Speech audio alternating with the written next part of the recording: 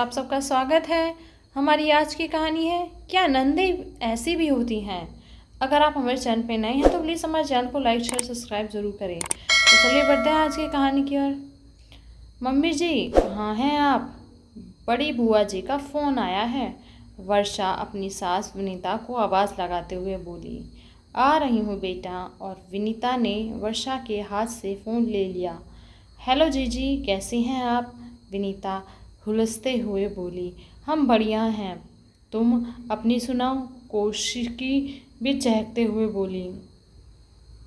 फिर दोनों नंद भौजाई ने हमेशा की तरह लगभग आधे पौना घंटे बात की और वर्षा हमेशा की तरह देखती रही कि मम्मी जी उनसे खूब चहचहा कर बात कर रही हैं।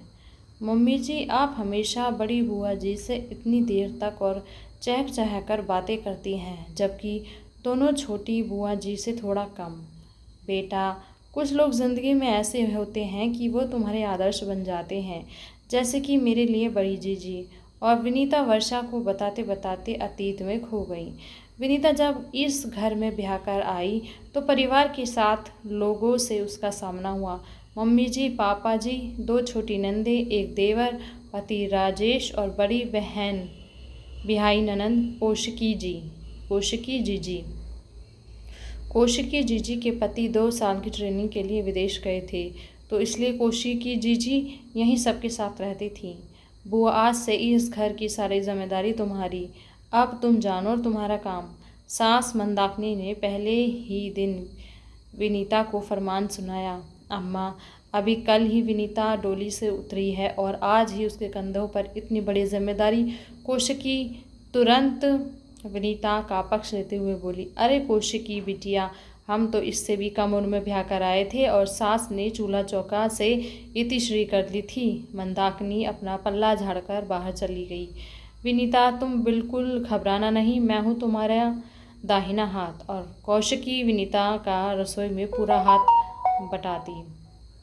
तुम लोगों से कोई बहुत ज़्यादा उम्र की नहीं कौशिकी, ज़रा तुम लोग भी अपने हाथ पांव ढुला लिया करो। तुम भी लोगों को भी ससुराल जाना है और ऐसे ही नंदे मिलनी है, इसलिए भाभी की कदर कर लो, वरना तस मस में अपराध बोध की भावना घर कर जाएगी। अगर छोटी नंदे बैठे बैठे हुक्म चलाती तो कौशिकी से उनकी भी डांट पड़ती। कम उम्र और पढ़ाई लिखाई में व्यस्त रहने के कारण विनीता बहुत अच्छा खाना नहीं बना पाती थी, तो कौशिकी उसको हर चीज़ बड़ी तन्मयता से बनाना सिखाती। कौशिकी, बहुत गरम गरम रोटी सेक तो रही है, तू भी हम लोगों के साथ बैठकर खा लो। मंदाकिनी कौशिकी को कहती है। अम्मा, आप लोग खाइए, हम तो विनीता के साथ ही खाएंगे। कौशिकी साफ मना कर देती है। घर के सब लोग इकट्ठा बैठकर खाना खाते हैं, लेकिन कौशिकी हमेशा विनीता के साथ ही खाती है। कौशिकी हर कदम पर विनीता का साथ निभाती है। अक्सर विनीता को कमरे में आराम करने भेज देती है और जब छोटी नंदे देवर साथ लगने की कोशिश करते तो सब उनको झटक देती। तुम लोग बाद में सब चले जाना, अभी इन लोगों की नई नई उम्र है, इन लोगों को मस्ती करने दो। हर कदम पर सहयोगी, हर कदम पर दुलार। विनीता तो जैसे कौशिकी जीजी की दीवानी थी, उन्होंने उसका ससुराल का सफ़र बहुत ही आसान कर दिया था। विनीता अक्सर सोचती कि लोग तो नंदों की बहुत बुराई करते हैं, लेकिन क्या ऐसी नंदे भी हैं? 2 साल बाद जब कौशिकी के पति विदेश से वापस आए और कौशिकी को अपने साथ ले गए तो विनीता तो इतना ज़्यादा रोई जितना वो मायके से विदा होते वक्त अपनी मम्मी से भी मिलकर नहीं रोई होगी। अचानक विनीता की आंखों से आंसू बहने लगे।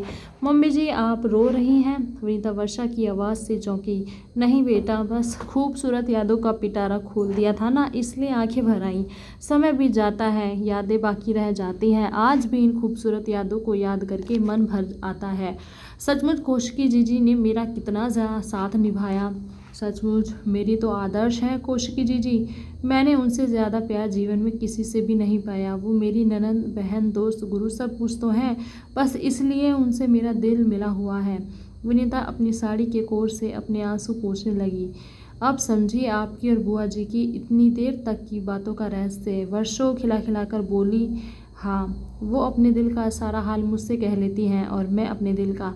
विनीता मुस्कुराकर बोली, और आज भी जब जीजी से बात करती हूँ तो लगता है कि सारे जहाँ की खुशियाँ मुझको मिल गई, और आज भी उस ननद भौजाई का रिश्ता बहुत ही खूबसूरत बना हुआ है। तो दोस्तों, कैसी लगी आज की ये कहानी, हमें ज़रूर कमेंट करके बताएं, और ऐसे ही बने रहें हमारे चैनल के साथ, और हमारे चैनल को भी सब्सक्राइब करें, लाइक करें, शेयर करें। मिलते हैं ऐसी ही और किसी खूबसूरत कहानी में। बहुत बहुत शुक्रिया।